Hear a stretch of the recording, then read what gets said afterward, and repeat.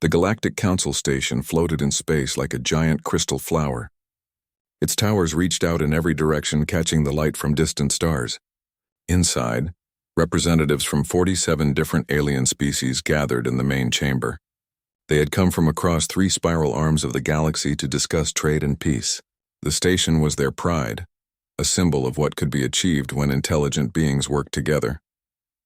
Ambassador Lucas Graham stood at the edge of the chamber, watching the other delegates arrive.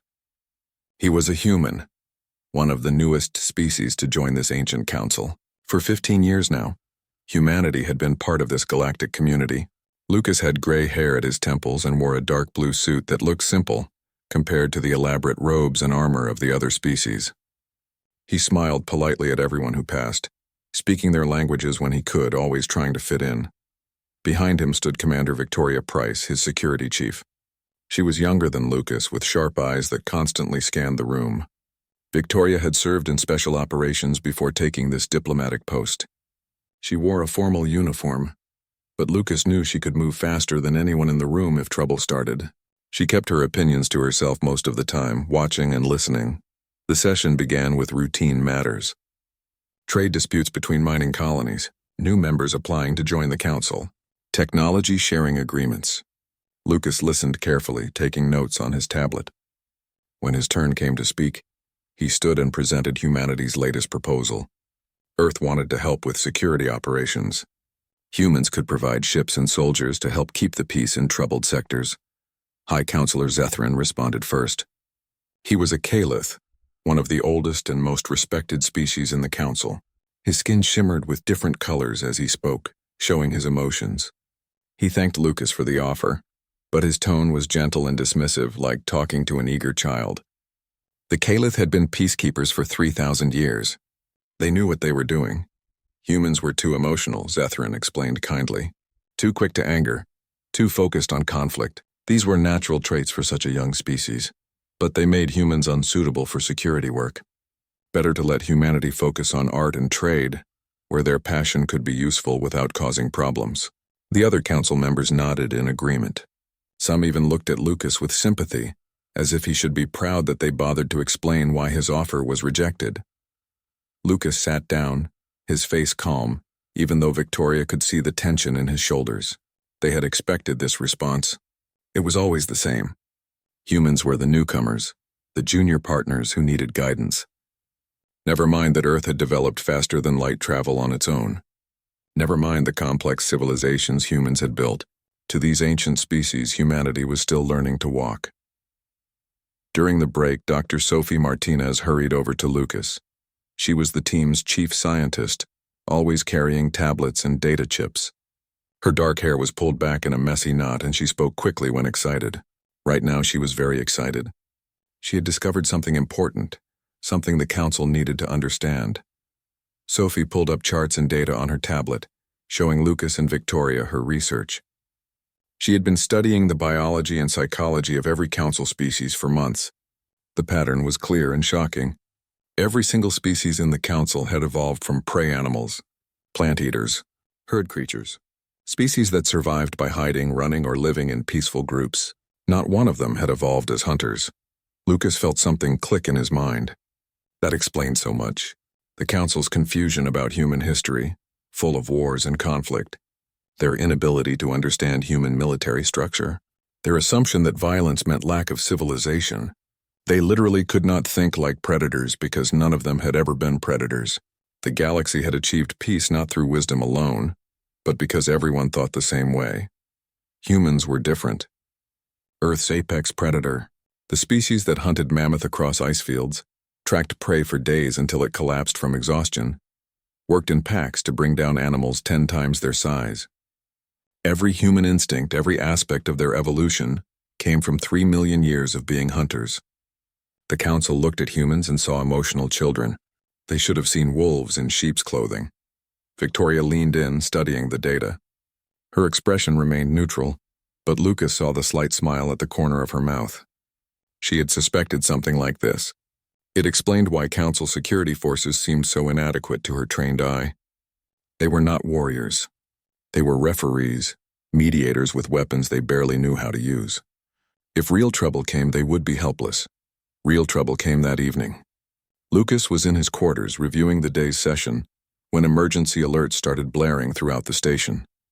He pulled on his jacket and rushed to the command center with Victoria right behind him. The main chamber had transformed into chaos. Delegates ran between stations, their voices rising in panic. Display screens showed tactical maps marked with red warning symbols. The Zarthan hegemony had attacked. Lucas knew the name from intelligence reports. They were an isolationist empire from beyond Council space. Another prey-evolved species, but one that had built enormous fleets to compensate for their lack of predatory instincts. 3 colony worlds in the Outer Rim had been destroyed in the past 6 hours. Billions dead. The Zarthan fleet was massive, outnumbering Council forces 3-1. The Council's response was pure panic. Zethrin called for defensive positions. Other councilors suggested negotiation, peace talks, appeals to reason. Military advisors proposed falling back to core systems and fortifying positions. No one suggested attacking. No one talked about striking the enemy fleet. The entire council was thinking like prey, looking for places to hide or ways to appease the predator at their door. Lucas watched the chaos for 10 minutes before standing up. Victoria caught his eye and gave a small nod. They both knew what had to happen. Lucas walked to the center of the chamber and raised his hand, asking for permission to speak. The room slowly quieted. The council members turned to look at him with expressions ranging from confusion to irritation. What could the human possibly contribute at a time like this? Everything about Lucas changed in that moment. His posture straightened. His voice dropped lower, became harder. The diplomatic smile vanished, replaced by something that made several nearby delegates unconsciously step back. Victoria moved to stand beside him, and her presence suddenly seemed more dangerous than protective. The prey animals in the room felt something their ancestors knew well. They felt like they were being watched by something that could hurt them. Lucas spoke clearly and calmly. Humanity would help the Council. Earth's military forces would engage the Zarthan fleet, but the Council needed to understand what they were asking for. Humans would not fight like the Caliph or the Meridian or any other species here. Humans would fight like humans. That meant different rules, different tactics, different outcomes. The Council had spent 15 years seeing humanity's diplomatic face. Now they would see the other side. Zethrin recovered his composure and thanked Lucas politely. But his tone was skeptical. How could humanity's small military possibly succeed where the combined Council forces would fail? Earth had maybe 200 ships. The Zarthan had thousands. Simple mathematics suggested the human offer, while brave was ultimately pointless. Lucas smiled, but it did not reach his eyes. He explained that size was not the relevant factor. Wolves brought down elk 10 times their weight. Humans had conquered every environment on Earth, defeated every predator, hunted every prey species to extinction or domestication. They did it through intelligence, cooperation, and the willingness to be ruthless when survival was at stake. The Zarthan were about to learn a lesson that every prey species on Earth had learned the hard way: never corner a predator. The chamber fell silent. Lucas returned to his station and opened a secure channel to Earth. The message he sent was brief. He needed authorization for Protocol Apex, permission to reveal what humanity had kept hidden, permission to show the galaxy what Apex predators could do when threatened. The response came back within minutes. Authorization granted. The wolf was taking off its sheep costume. The Pentagon's Strategic Command Center lit up like a city at night. Admiral Kenneth Blake stood in the middle of it all, watching data streams from across the solar system. He was 60 years old with gray hair and eyes that had seen more combat than most people could imagine. For 15 years he had waited for this moment, preparing for the day when humanity would stop pretending to be something it was not. Protocol Apex was active. Across Earth's solar system, hidden facilities powered up. Shipyards that had been running at minimum capacity suddenly burst into full production. Military bases that looked abandoned on paper began launching ships. The fleet that emerged from the shadows was 3 times larger than what humanity had shown the Council. Dark angular warships built for one purpose: winning fights. General Patricia Morgan joined Blake at the main tactical display. She commanded the Space Marine Corps and had spent 30 years training soldiers for combat in hostile environments. Morgan was tough, direct, and very good at her job. She brought up deployment schedules on the screen, showing how fast they could get forces to Council space. Faster than the Council would expect, faster than the Zarthan could prepare for. Colonel Jake Peterson arrived next, carrying intelligence reports. His people had been watching potential threats for years, gathering information the Council did not know existed. Peterson's network spanned dozens of systems, using methods that would horrify the peaceful Council species. Surveillance, infiltration, psychological profiling, tools that prey animals considered immoral, but predators understood as necessary. The three of them discussed strategy with brutal honesty. Kill ratios, acceptable casualties, target prioritization, psychological warfare. These were concepts the Council had never needed to consider. Their wars, when they happened at all, were brief and involved minimal violence. Humanity's wars had taught different lessons. Wars were won by destroying the enemy's ability and will to fight. Everything else was just details. General Morgan presented her plan. Shock and overwhelming force at critical points. Hit the enemy where they felt safe. Make them afraid to leave their bases. Use speed and surprise to compensate for smaller numbers. Most importantly, target their command structure. Cut off the head and the body would thrash around uselessly. The Zarthan had never faced an opponent that thought this way. They were about to get an education. Back at the Council station, Commander Victoria had taken over a conference room and transformed it into a command center. Holographic displays filled the space, showing fleet positions, communication intercepts, and tactical analysis. Council observers assigned to monitor human activities stood in the doorway, shocked at how quickly everything had changed. The friendly humans they knew had vanished, replaced by focused military professionals. Dr. Sophie Martinez worked alongside the military intelligence team. Her knowledge of alien psychology was proving invaluable. She could predict how the Zarthan would respond to different threats because humans instinctively understood predator-prey dynamics. The Zarthan were prey trying to act like predators, using technology and numbers to make up for biological limitations. Sophie knew exactly where their weaknesses would be. Ambassador Lucas began briefing Council members on what to expect.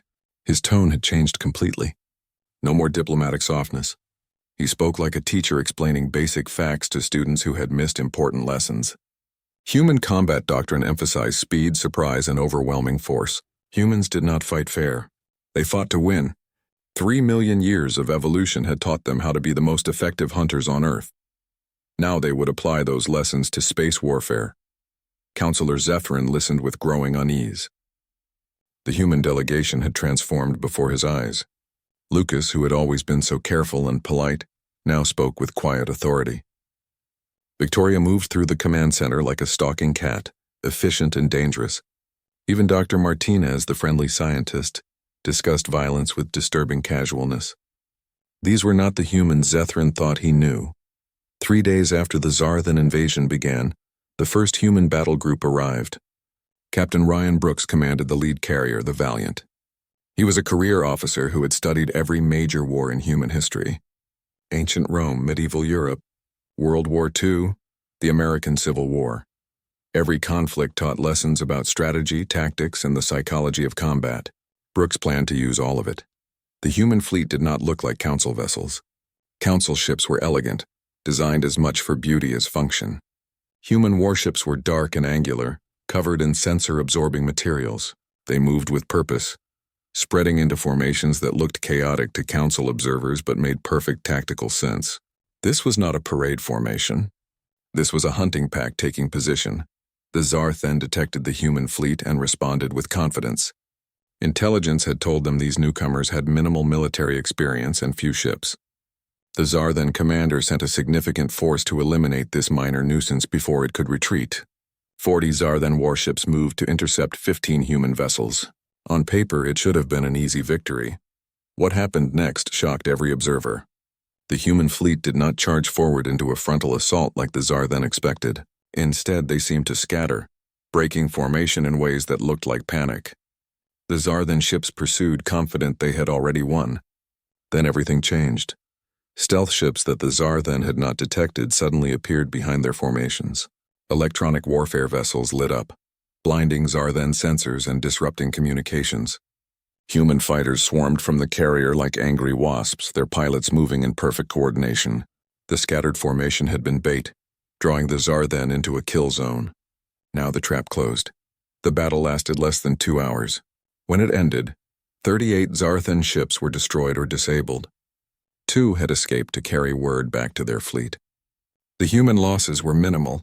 1 frigate heavily damaged, 2 fighters lost. Captain Brooks reported the results to Admiral Blake with professional efficiency, already planning the next engagement.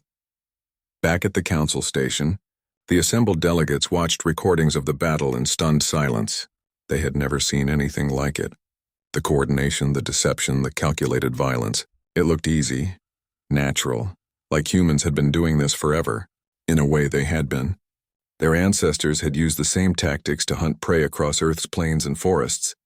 Bait and ambush, coordination and communication. Strike fast, strike hard, disappear before the target knew what happened. Dr. Martinez provided commentary for the council observers, explaining what they were seeing. Human eyes evolved for tracking fast movement across long distances. Human endurance evolved for chasing prey until it collapsed. Human social bonding evolved for coordinating complex group hunts. Every aspect of human biology that seemed irrelevant to space civilization suddenly made perfect sense in combat. Humans were not just using their technology. They were using millions of years of evolutionary advantage.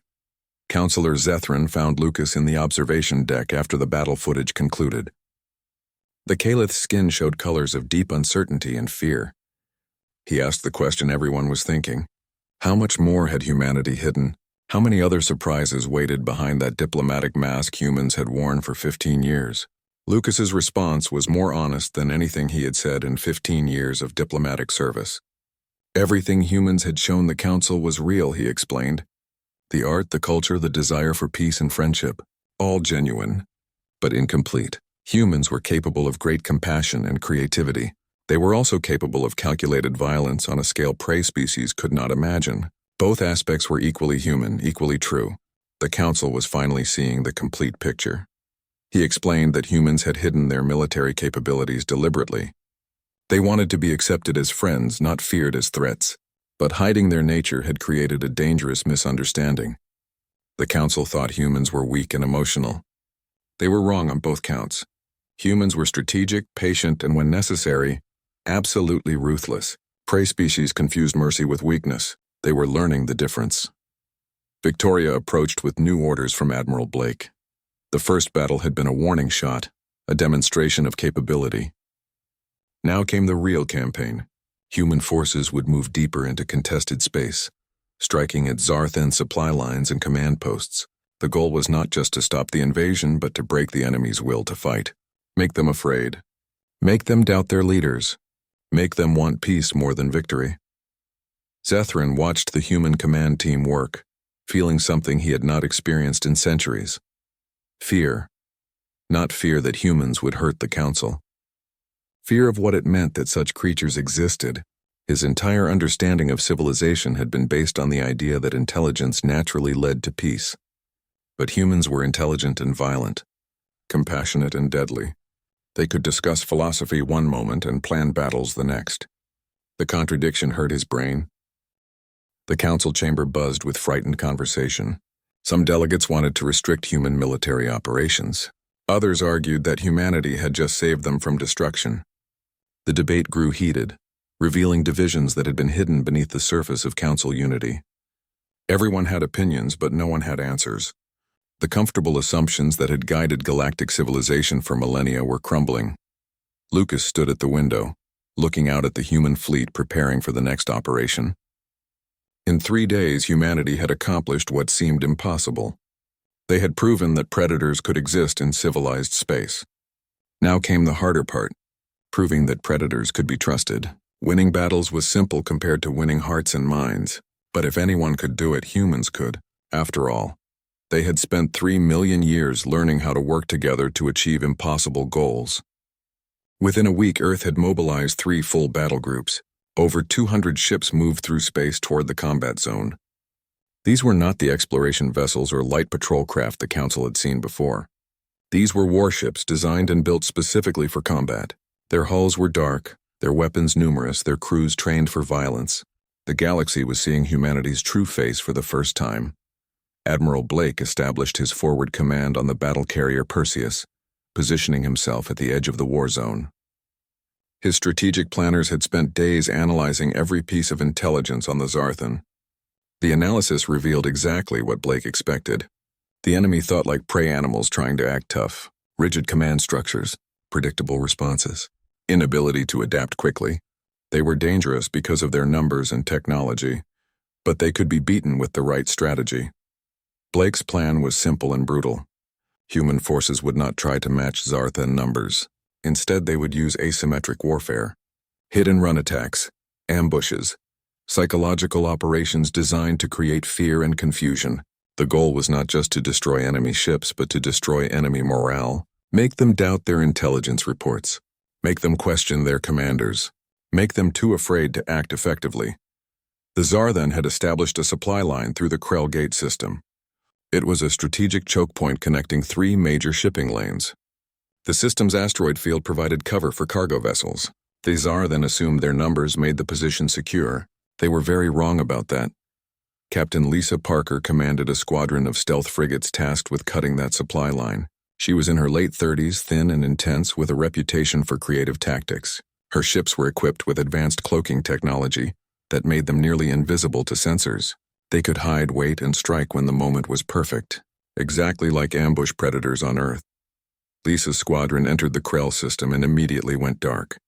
They hid among the asteroids, their stealth systems making them invisible to Zarthan patrols. Then they waited. And waited. Patience was a predator's greatest weapon. Prey animals were always in a hurry, always nervous. Predators could wait days for the perfect moment to strike. 3 convoys passed through the system while the humans watched and learned. Lisa's crews studied patrol patterns, identified weak points in escort formations, analyzed communication protocols.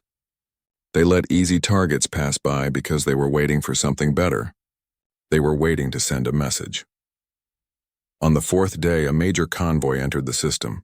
20 cargo ships carrying weapons and supplies protected by 12 warships. Lisa smiled when she saw the sensor data. This was what she had been waiting for. She gave the order and her squadron moved into position with practiced silence. The ambush was perfect. Human ships appeared from nowhere, their weapons already firing. The first 3 Zarthan escorts exploded before they even knew they were under attack. Electronic warfare systems blinded the remaining ships, cutting them off from each other and from headquarters. Human frigates moved through the formation like sharks through a school of fish, targeting engines and weapons with surgical precision. The battle lasted 9 minutes. Every ship in the convoy was destroyed or disabled. More importantly, Lisa made sure there were no survivors to report what happened. From the Zarthan perspective, their convoy simply vanished. The fear and uncertainty this created among enemy leadership was worth more than the destroyed cargo. Prey animals hated not knowing where the predator was hiding. The Galactic Council had assigned observers to human fleet operations. These observers, representing various council species, found themselves deeply disturbed by what they witnessed. A Meridian observer named Velshara sent regular reports to Counselor Zethrin. Her report showed growing alarm with each passing day. Humans did not think like any species she had studied, Velshara reported. They instinctively identified weaknesses in enemy formations. They exploited fear as a weapon with calculated precision. They used deception not as a desperate measure but as standard procedure. Most disturbing of all, they seemed to enjoy the intellectual challenge of outsmarting their opponents. Combat was not a tragedy to them. It was a problem to solve. Commander Victoria gave tours of the Human Tactical Operations Center to groups of Council military observers. She explained human combat doctrine with matter-of-fact efficiency, feints and misdirection, ambush tactics, psychological warfare, acceptable casualty rates. The observers listened with growing horror, realizing that humans had developed an entire philosophical framework for organized violence. These concepts seemed evil to prey psychology, but to predators they were simply tools. Dr. Sophie Martinez continued her educational sessions with council delegates. She used the ongoing campaign as a case study in predator psychology. Human warfare was not about blind aggression, she explained. It was about calculated risk-taking, pattern recognition, and exploiting opponent weaknesses. Every successful predator on Earth learned to think strategically, conserve energy, and strike when victory was most certain. Humans applied these instincts to technology and strategy. Admiral Blake approved his most daring operation yet. Rather than continuing to chip away at Zarthan supply lines, human forces would strike directly at the enemy's main command station. It was located 3 systems behind the front lines, heavily fortified and protected by dozens of warships. The Council observers thought Blake had lost his mind. No sane commander would attempt such a deep strike into enemy territory. But Blake was not thinking like prey. Prey animals wanted safety and defensive positions. Predators wanted to eliminate threats permanently. The Zarthan Supreme Commander, Admiral Kethvan, coordinated the entire invasion from that station. Kill the brain and the body would die. It was basic predator logic, and it was exactly what the Zarthan would never expect. Captain Ryan Brooks led the strike force. His fleet included the carrier Valiant, 3 stealth destroyers, and a specialized marine assault ship. Colonel Jake Peterson's intelligence operatives had mapped safe routes through enemy space, finding gaps in sensor coverage that the Zarthan did not even know existed. The fleet approached the target system like ghosts, invisible and silent. The assault on the command station demonstrated the full range of human military capabilities. Space Marines breached the hull using tactics developed from centuries of urban warfare and hostage rescue. They moved through corridors with practiced efficiency, neutralizing defenders with minimal casualties. The Zarthan guards were brave but tactically inflexible. They could not adapt to the aggressive assault. Admiral Kethvan was captured alive. This was a deliberate choice that shocked galactic observers. Humans did not execute the enemy commander or torture him for information. Instead, they offered him comfortable detention and medical care for his injuries. They treated him with respect, like a worthy opponent who had lost a fair fight. This mercy, coming from creatures that had just demonstrated such lethal efficiency, confused everyone. With the enemy commander captured and his station destroyed, Colonel Peterson's information warfare team began their real work. They broadcast messages throughout Zarthan-controlled space. The messages did not threaten or insult. Instead, they offered facts, accurate casualty reports, details of destroyed facilities, footage of captured personnel being treated well. The truth delivered calmly and repeatedly. The psychological campaign targeted the Zarthan population's prey instincts. Humans crafted messages emphasizing that continued resistance was futile, that surrender would be met with fair treatment, that their leadership had already been defeated. For a species without predatory psychology, this approach proved devastating. Fear spread through the Zarthan fleet faster than any weapon could. Ambassador Lucas explained the strategy to bewildered council members. Humans had learned thousands of years ago that the best victory was one where the enemy chose not to fight. Predators only killed when necessary because hunting was dangerous and expensive. Better to intimidate competitors into retreat or submission. The same principle applied to warfare between civilizations. Why destroy when you could dominate through reputation alone? The Galactic Council convened an emergency session to discuss not the Zarthan invasion, which was clearly collapsing, but what to do about humanity. The delegates had witnessed a display of military prowess that fundamentally challenged their understanding of civilization. Some species called for restrictions on human military capabilities. Others argued that humanity had just saved the Council from destruction. The debate grew heated and angry. Councillor Zethrin led the faction demanding restrictions. He argued that predator species posed an inherent threat to galactic peace. Their very nature made them dangerous. Today they fought for the Council, but what about tomorrow? What happened when humanity decided it wanted more power, more territory, more control? History showed that predators always eventually turned on their allies. Councillor Thera of the Luminian species led the opposition. She pointed out that humans had shown remarkable restraint given their capabilities. They could have dominated the Council through intimidation 15 years ago. Instead, they spent over a decade trying to fit in, to be accepted on the Council's terms. Their military intervention only came when the Council faced extinction. Perhaps predators deserved trust rather than fear. Ambassador Lucas addressed the full Council with carefully chosen words. He acknowledged that humanity was different, that their evolution shaped their approach to conflict. But humans were also capable of choosing cooperation over violence. They could use their predatory instincts for protection rather than conquest. The question was whether the Council could accept humanity as they truly were, not as the Council wished them to be. Before the Council could vote, news arrived from the front lines. The Zarthan government had requested peace negotiations. Their invasion force was in full retreat, demoralized and leaderless. In less than 3 weeks, humanity had accomplished what the Council thought impossible. They had defeated a numerically superior enemy through superior tactics, psychological warfare, and predatory thinking. The galaxy would never be the same. The Zarthan delegation arrived at the neutral station expecting harsh punishment. They had invaded Council space, destroyed colonies, killed billions. By their own standards, they deserved complete subjugation. What they encountered instead confused them completely.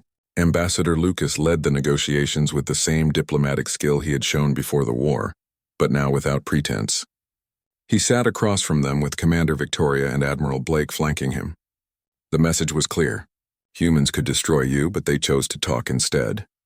Admiral Kethvan sat with the Zarthan delegation. He had spent weeks in human custody, treated well but kept carefully isolated. During that time, he had long conversations with his captors. They explained human history, human philosophy, human thinking.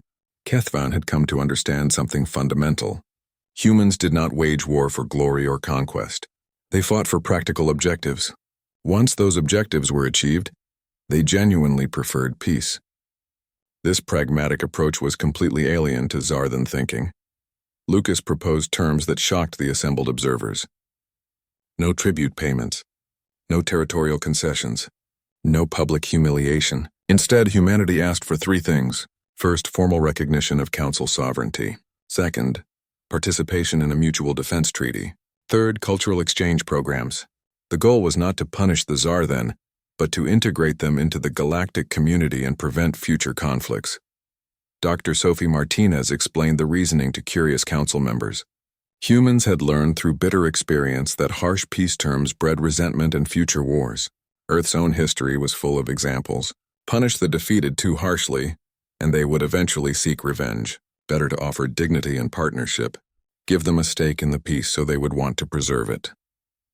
This long-term strategic thinking demonstrated another aspect of predatory intelligence that prey species often missed.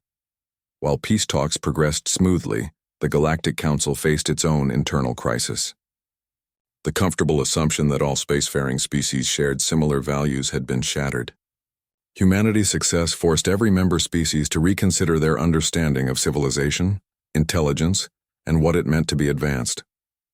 The debates grew intense and often angry. Counselor Zethrin found himself leading a faction concerned about precedent. If predatory psychology proved advantageous in certain situations, what prevented other species from adopting more aggressive behaviors? How did the Council maintain peace when its most powerful military force evolved as hunters? These questions had no easy answers, and Zethrin felt his certainty crumbling with each passing day. Counselor Thera led the opposition. She argued that humanity had shown remarkable restraint. They could have used the crisis to seize power, to make demands, to establish dominance. Instead, they fought only when necessary and offered generous peace terms to the defeated.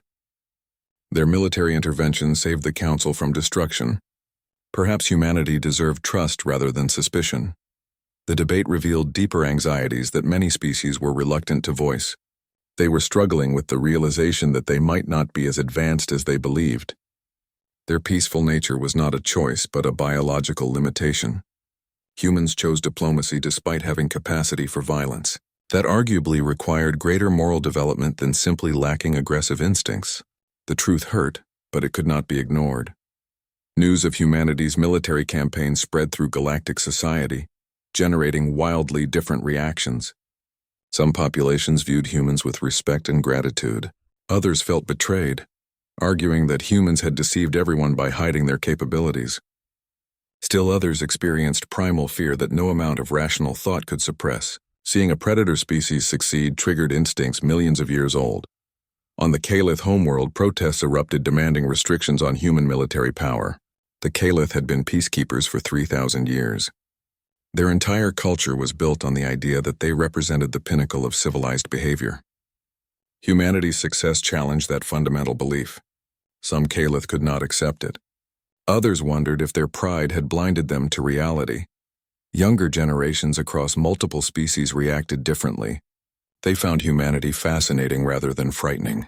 Cultural exchange programs that were politely ignored before suddenly had waiting lists. Human entertainment became wildly popular. Human history courses filled to capacity. There was hunger to understand these strange predators who chose to be friends despite being capable of so much violence. Commander Victoria briefed Ambassador Lucas on security concerns. Some extremist groups were plotting against human installations, viewing humans as existential threats. Others wanted to recruit human military advisors, hoping to learn predatory tactics. The situation was volatile. Any incident could trigger wider problems. Victoria recommended increasing security and carefully managing human public appearances. After weeks of debate, Lucas requested a formal session with the full council. The chamber filled beyond capacity. Representatives from every member species attended, along with observers from dozens of non-member civilizations. Media coverage was unprecedented. Everyone understood that what happened here would shape galactic politics for generations. Lucas began by acknowledging the council's concerns directly. Humanity was different. That difference made others uncomfortable, sometimes afraid. He would not apologize for human nature, but he would explain it honestly. Predatory evolution taught humans to think strategically, act decisively, and compete effectively. But it also taught cooperation, because successful predators must work together to survive. Both aspects defined humanity. He proposed the formation of a new institution. The Strategic Defense Initiative would be jointly commanded by humans and council species. It would combine predatory tactical thinking with prey species' emphasis on proportionate response and ethical constraints. The goal was creating military forces that were both effective and aligned with council values. Neither humans nor council species could achieve this alone, but together they could protect civilization. Additionally, Lucas proposed mandatory cross-species training programs. Humans would teach tactical thinking while learning council perspectives on conflict resolution and ethics. This exchange would help both sides understand each other and build institutional safeguards against potential abuse of power. Trust required understanding, and understanding required honest communication. The proposal was carefully crafted to address fears while maintaining capability. It acknowledged that unchecked predatory aggression would be dangerous. But humans understood this better than anyone. Earth's history was full of examples where violence ran wild, leading to tragedy. Humanity had learned to restrain themselves through bitter experience. Now they offered to share those hard-won lessons with the galaxy. Counselor Zethrin requested time to consider the proposal. He spent the evening in meditation, wrestling with fears and prejudices deeper than rational thought. His entire culture was built on the premise that Kalith represented civilization's highest achievement. Accepting that predators might have valuable contributions required dismantling fundamental assumptions about himself and his people. Dr. Martinez visited Zethrin in his quarters. She spoke from her unique position between human and council worldviews.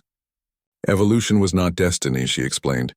Humans evolved as predators, but they also evolved large brains capable of overriding instinct with reason. The fact that humanity spent 15 years trying to fit in rather than dominating through force demonstrated their capacity for choice over instinct. Moreover, the council needed what humans offered. The galaxy was not uniformly peaceful. Threats existed, and pretending otherwise nearly destroyed everything. Better to have predators as allies than to face enemies without understanding predatory thinking. The Zarthan invasion proved that prey psychology alone was insufficient for survival in a complex universe. Zethrin made his decision after deep reflection. In the morning, he called together council leadership to announce his position. He would support humanity's proposal, not because his fears had vanished, but because fear was not sufficient basis for policy. The council must adapt or risk becoming irrelevant in a galaxy more complex than they had understood. The council convened for the historic vote. The chamber packed with delegates, observers, and media representatives from across the galaxy. Everyone understood this moment would define the future. Zethrin delivered a speech supporting the proposal, framing it as opportunity rather than capitulation. Accepting humanity required growth beyond comfortable assumptions. But growth was the mark of wisdom. Stagnation dressed as tradition was just cowardice. The vote was not unanimous. Several species abstained. A few voted against out of lingering distrust. But the majority supported the proposal, recognizing both practical necessity and moral imperative. The chamber erupted in mixed applause and anxious discussion. History had just been made. though no one was quite sure if it was good history or dangerous history. Ambassador Lucas watched the vote tally with carefully controlled emotion. This represented everything humanity had worked toward since joining the galactic community: acceptance not as junior partners or dangerous outsiders, but as equals with unique strengths to contribute. The diplomatic mask he had worn for 15 years finally cracked, allowing genuine relief and satisfaction to show through. The signing ceremony for the Strategic Defense Initiative Charter followed immediately. Admiral Blake, Counselor Zethrin, and representatives from a dozen species stood together. They formally created an institution blending predatory tactical thinking with prey species ethical frameworks. Outside the station, human and council vessels conducted joint exercises for the first time, learning to work together as true partners. Victoria stood beside Lucas, watching the ceremony with quiet satisfaction.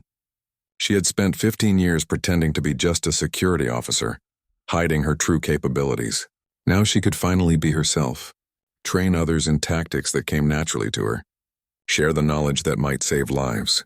It felt good to stop pretending, to be accepted for who she really was. Dr. Martinez was already planning curriculum for the cross-species training programs. She had ideas about teaching prey species to think tactically without triggering their fear responses, about helping humans understand the ethical frameworks that prey evolution created. The challenge excited her. This was new territory, something no one had attempted before. Building bridges between predator and prey minds might be her greatest contribution to science. That evening, Lucas and Zethrin shared a quiet moment in the observation deck. They watched the mixed Fleet Patrol Council space together. The Caliph admitted that 3 years ago, human warships would have filled him with dread.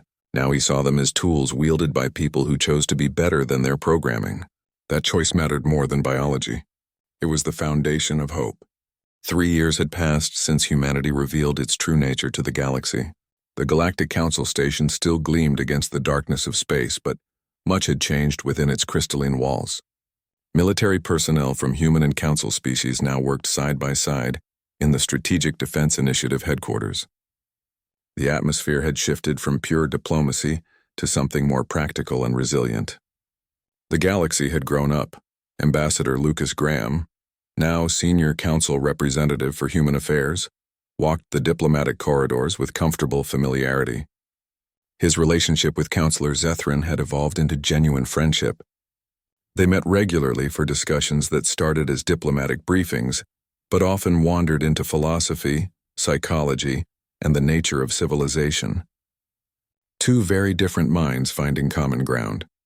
The Strategic Defense Initiative had proven remarkably successful. Joint task forces combined human tactical thinking with council species analytical precision and ethical oversight. More importantly, the cross-species training programs were breaking down psychological barriers between predator and prey evolved species. Understanding bred respect, even when instincts still whispered warnings.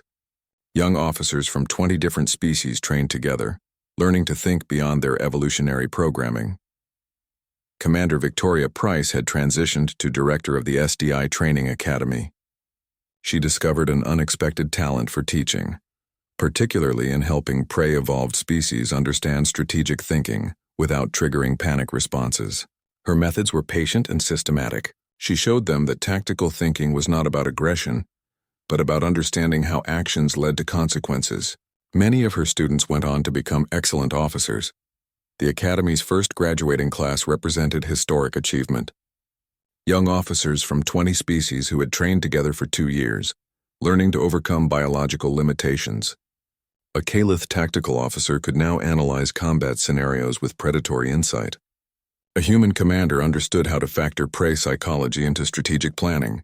The synthesis created something new and potentially revolutionary. Dr. Sophie Martinez had become the Council's leading expert on comparative psychology. Her research institute collaborated with scholars across the galaxy, publishing groundbreaking studies on how biology shaped culture and politics. Her work helped both humans and Council species understand themselves better. She was particularly proud of research showing that neither predator nor prey psychology was superior. They were simply different, each with strengths and limitations. The Zarthan integration had proven surprisingly successful. After the peace treaty, Humanity advocated strongly for including them in the council rather than isolating them. This controversial position drew criticism from species who wanted punishment, but Lucas argued that excluding defeated enemies guaranteed future conflict. Better to make them partners in peace. The Tsar then, humbled by defeat but grateful for generous treatment, had become enthusiastic participants in galactic society. Their former military leadership, including Admiral Kethvan, now served in the SDI. They brought their own perspectives to strategic planning. Kethvan had become an unlikely advocate for human integration, describing his experience being defeated and treated with dignity by people he expected to be savage. The integration was not entirely smooth. Incidents continued where instinctive fear overcame rational thought. A Meridian diplomat experienced panic during tactical training when human instructors demonstrated combat maneuvers. A human officer accidentally triggered prey responses through unconscious predatory body language. These incidents required patient handling and mutual education from both sides. Victoria developed sensitivity training for human personnel, teaching them to recognize and moderate behaviors that triggered prey psychology. Council psychologists worked with their own species to help individuals process and overcome instinctive fear responses. Progress was slow but steady. Each generation found it easier than the last to work across the predator-prey divide. Political opposition to human integration still existed, though diminished. A minority faction continued arguing for restrictions on human capabilities. These voices represented legitimate concerns that required ongoing attention. Lucas made sure to engage with critics rather than dismiss them. Their fears were real even if their solutions were wrong. The new balance faced its first major test when separatist movements on Tertian 7 escalated into armed conflict. The situation was complex, involving legitimate grievances, mixed with extremist violence and external agitation. Traditional peacekeeping proved insufficient, but aggressive military intervention risked civilian casualties and political backlash. The SDI mobilized a joint task force to handle it. Commodore Ryan Brooks, promoted after his successes against the Tsar, then commanded the intervention force. His approach demonstrated how much humans had learned from council partners. Rather than overwhelming force, he employed strategy balancing decisive action against extremists with protecting civilians and addressing legitimate complaints. The operation unfolded with careful precision. The key moment came when human special forces captured separatist leadership without firing a single shot. They used deception and precision rather than violence. Simultaneously, council diplomats negotiated with moderate factions offering reforms and concessions. The combination of predatory tactical capability with prey species' diplomatic instincts achieved what neither could accomplish alone. Within a week, the crisis resolved with minimal casualties. The success validated the integrated approach and silenced many critics. It proved that predators and prey could work together effectively, that their different perspectives created strength rather than weakness. The galaxy was learning that diversity in thinking was valuable, that different evolutionary paths could complement each other. As stability returned to Tertian 7, Lucas reflected on the journey from humanity's tentative council admission to their current position.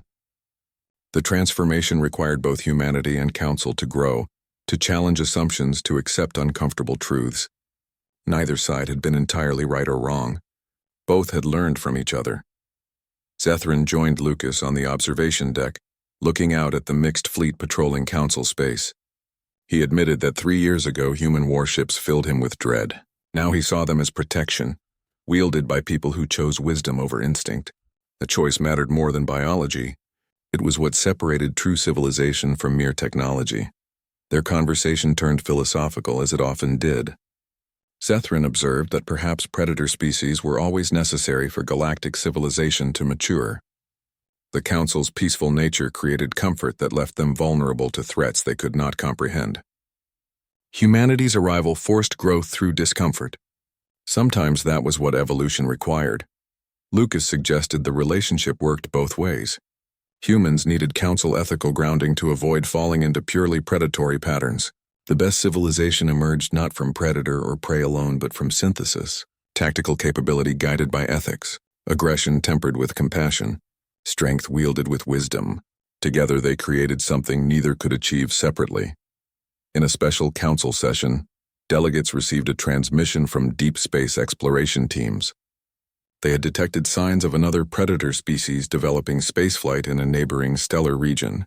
This species, called the Vrakesh, showed even more aggressive tendencies than humanity at similar development stages. They were estimated to achieve interstellar travel within a decade.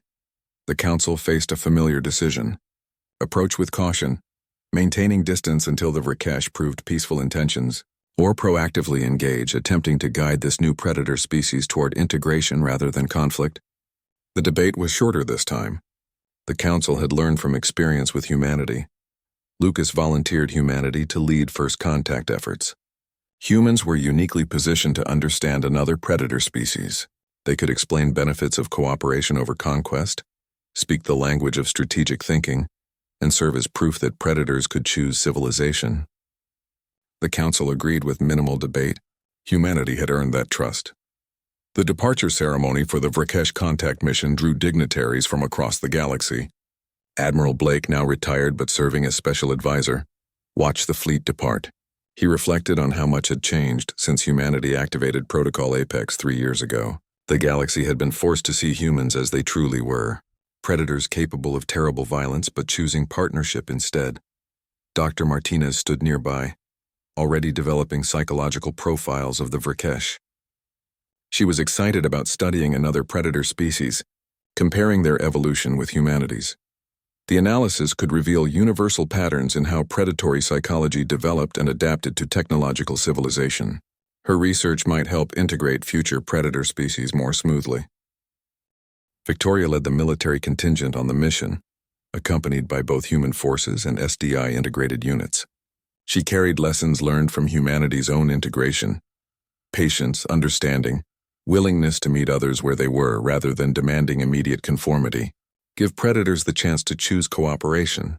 Most would make the right choice if given opportunity. Lucas delivered final instructions before departure.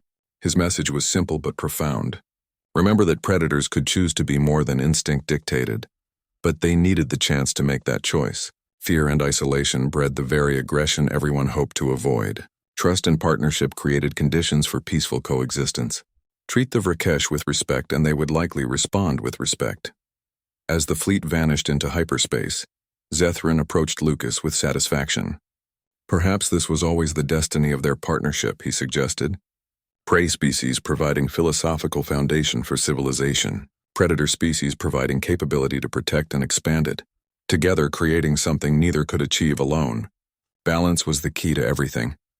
The final view showed the Council station from orbit, with human and Council vessels moving in synchronized patterns around it. 3 years ago, the Council watched in awe as humanity's predator mode activated. Today, they watched with confidence as that same capability, now guided by shared values and mutual trust, ventured forth to bring another species into the galactic family. The galaxy was more complex than the Council once believed. Predator and prey could coexist. Aggression and compassion could balance. Strength and wisdom could merge. Humanity proved this through action. Now they would help others discover it too. The age of innocent peace had ended, replaced by mature civilization that understood both darkness and light. Capable of protecting what mattered while honoring values that made protection worthwhile, Lucas stood at the window long after others left, watching stars gleam in the darkness. Humanity had come so far, from hiding their nature to embracing it, from being dismissed as emotional children to becoming essential partners. The journey had been difficult but worth every challenge. The galaxy was better for having predators who chose wisdom, and humanity was better for having friends who saw past their fangs to the hearts beneath.